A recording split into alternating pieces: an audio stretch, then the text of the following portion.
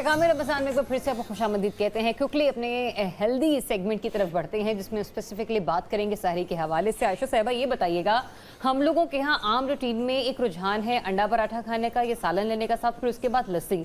आपको लगता है कि एक मुकम्मल सहरी है और इसके साथ अच्छा रोज़ा गुजर जाता है? हाँ जी, अगर मैं ऑनेस्ट बात बताऊं, पराठा लेने में कोई हर्ज नहीं है अगर आप उसको अच्छे तेल में बनाते हैं, जैसे ऑलिव ऑयल, देसी घी या घर के बने मक्खन में उसका इस्तेमाल करते हैं। एंड आपका ऑयल क्वांटिफाइड होना चाहिए। इस बात का मतलब ये नहीं कि जितना हाथ में आया लगा दिया उसके ऊपर। 2 टीस्पून अगर मेल है और अगर फीमेल के लिए पराठा बन रहा है तो 1 टीस्पून ऑलिव ऑयल या देसी घी में वो पराठा बनना चाहिए। 50 से 60 ग्राम का पेड़ा होना चाहिए। जौ और गंदम मिक्स कर लिया जाए तो ज़्यादा अच्छी चीज़ है। 50 से 60 ग्राम का पेड़ा, 1 से 2 चाय के चम्मच देसी घी हो जाए, साथ में अंडा प्रोटीन का बहुत अच्छा सोर्स है। अच्छा, कुछ लोग कहते हैं कि हमें जी अंडे से बहुत ज़्यादा प्यास लग जाती है, और साथ ही अंडे का ये वाला सवाल भी ले लीजिए कि रोज़ाना भी सहरी में अंडे का इस्तेमाल सेहत के लिए बेहतर है? बिल्कुल ठीक है। आप दिन में 2 से 3 अंडे विद योक अगर इस्तेमाल करते हैं, कोई इतना बड़ा मसला नहीं है। हाँ, कोलेस्ट्रॉल के पेशेंट को चाहिए वो 1 अंडा विद योक ले। अंडे की योक का कोलेस्ट्रॉल से डायरेक्टली कोई ताल्लुक नहीं है, लेकिन अगर आप ज़रूरत से ज़्यादा 2 से 3 अंडे की योक्स पर डे लेंगे तो वो कोलेस्ट्रॉल के पेशेंट के लिए अच्छा नहीं है। हफ्ते में कम से कम 4 अंडे हम सबको खाने चाहिए अच्छी न्यूट्रिशन के लिए, बच्चों को भी बड़ों को भी। तो हफ्ते में 4 क्या हम लोग अगर 7 भी ले लेंगे तो उसमें कोई हर्ज नहीं है। एंड उसके साथ अगर हम सालन ले लेते हैं जिसमें सब्जी हो तो वो बहुत अच्छा है, बिकॉज रमज़ान में सब्जियां हम वैसे तो खाते नहीं हैं। वो नहीं खाना तो कोई बात नहीं, आप प्रोटीन यानी गोश्त की भी कोई चीज़ ले सकते हैं। अब हाइड्रेशन के लिए दूध और दही बहुत अच्छा है। डेयरी सेक्शन हमारा बहुत इंपॉर्टेंट होता है पूरे दिन में हमें हाइड्रेटेड रखने के लिए। आप दही की लस्सी बना लें लेकिन उसमें नमक ऐड ना करें, नमक और चीनी डिहाइड्रेशन करेंगे। और जो पराठे की क्वांटिटी है वो एक ही रहे या 3 हो? क्योंकि कई लोगों का प्लान ये होता है कि एक पराठा चलेगा जोहर तक, एक असर तक और एक मगरिब तक। हम ऊंट नहीं है, हम इस तरह से मैं वही कह रहा हूँ कि लोग ये इस तरह से पैटर्न बनाया है उन्होंने। वो आप ओवर ईटिंग तो फिर जितनी करना चाहे कर सकते हैं, वो अनहेल्दी ही रहेगी। एक चीज बल्कि मैंने अपने तजर्बे में भी देखी है कि आप जितना मर्जी खा लें, 1 से 2 बजे के बाद हल्की हल्की भूख लगने लगी जानी है, आप जो मर्जी कर लें उसका। अच्छा, अब इसमें एक चीज मिसिंग है, वो है nuts. Handful of mix nuts, बादाम, काजू, पिस्ता, अखरोट रोजाना की बुनियाद पर रोजाना होने चाहिए। गरम ठंडा मेडिकल में एग्जिस्ट नहीं करता। अगर आपको लगता है ये गरम होते हैं, रात को भिगो दें, सुबह उठकर वो फ्रिज में रख के खा लें। फ्रिज में रख के खा लें। हाँ, बिल्कुल, ये भी किया जा सकता है। सॉरी, मैंने नहीं, कोई मसला नहीं। बात वही कि ठंडा गरम तो एग्जिस्ट नहीं करता। अब एक और चीज़ होती है चाय। जैसे हम सब ने अभी चाय पी है, चाय के बगैर सर में दर्द शुरू हो जाता है भाई। वैसे चाय हमें नहीं पीनी चाहिए बिकॉज ये डिहाइड्रेशन करती है, मगर हम सब हैं कैफीन एडिक्टेड। तो अगर मैं एक साइंटिफिक बात करूं तो वो ये है कि चाय कॉफ़ी नहीं पीनी। अगर मैं सहरी में, अफ्तारी में ले लें, सहरी अफ्तारी दोनों में, बिकॉज अफ्तारी से ऑनवर्ड्स भी तो हमने हाइड्रेशन शुरू करनी है।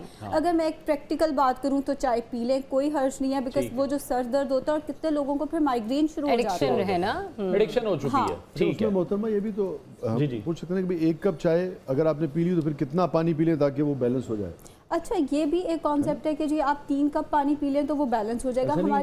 ऐसा नहीं है। हमारी जो किडनी है वो एक वक्त में 1 घंटे में एक्चुअली 3 कप से ऊपर फ्लूइड को बर्दाश्त नहीं कर सकती। उससे ऊपर हम अपने साथ जाती करते हैं। सहरी में भी तभी सहरी के बाद बाथरूम के इतने सारे चक्कर लग रहे होते हैं। मैं सुबह 11-12 बजे तक 4 दफा होके आ जाती हूँ। 1 घंटे में 3 ग्लास फ्लूइड, जिसमें अगर आप यखनी भी पी रहे हैं ना तो वो फ्लूइड के अंदर ही आती है। फिर वो पानी पी रहे हैं, वो शरबत पी रहे हैं, तो अपने साथ जाती है। तो चाय तो एक प्याली कितनी, थोड़ी सी तो 150 ml। ठीक हो गया शाह साहब, आपने पीनी है, हमें पता लग गया है। ठीक है। अच्छा, उस्मान साहब, 7वें पारे में जिस तरह से कहा गया है हलाल को हराम मत बनाओ, हम ब्रेक में भी डिस्कस कर रहे थे और वो एक पॉइंट जिस पर हम सब फंस गए थे कि नेकी भी हद से बढ़ना अल्लाह को नापसंद है। असराफ की जहाँ बात हो रही थी उसको जरा क्लियर कर दीजिएगा।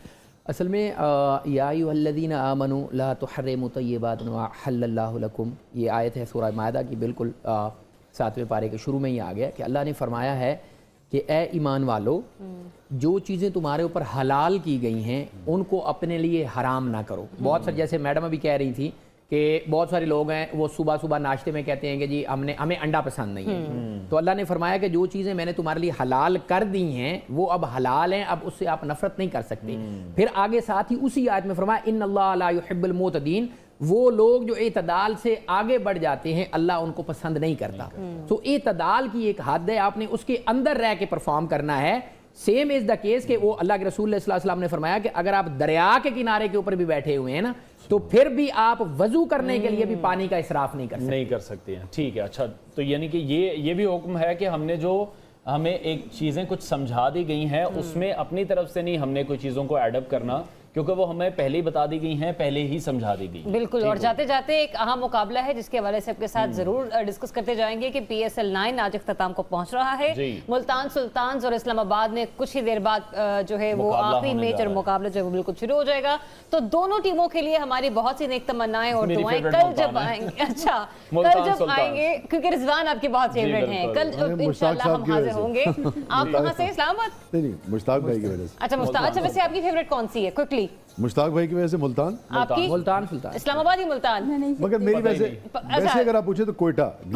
ठीक है, चलिए जी, 3 के वोट हैं मुल्तान को। लेट्स सी कि कल हम जब आपके साथ सामने हाजिर होंगे कौन सी टीम ये ट्रॉफी लेकर अपना मुकाबला सर्व कर चुकी होगी। कल आपसे मुलाकात करेंगे। अपना बहुत सारा ख्याल रखिए। इजाजत दीजिए। अल्लाह हाफिज।